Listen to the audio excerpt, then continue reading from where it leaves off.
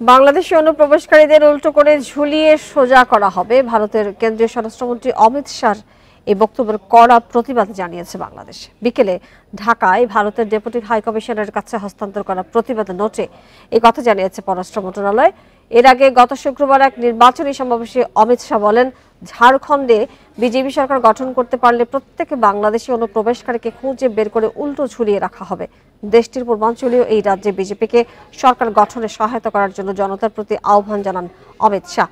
এই সময় তিনি বাংলাদেশে অবৈধ অনুপ্রবেশকারীদের বিরুদ্ধে কঠোর পদক্ষেপ নেওয়ার এই হুমকি দেন। আর ঝাড়খণ্ডের সাঁওতাল পরগনা জেলায় উপজাতি জনগোষ্ঠীর লোকজনের সংখ্যা কমে যাওয়া এবং বাংলাদেশি অনুপ্রবেশকারীদের সংখ্যা বৃদ্ধি সম্পর্কে অতীতে বিজেপি নেতাদের করা মন্তব্যের সঙ্গে সুর মেলান তিনি।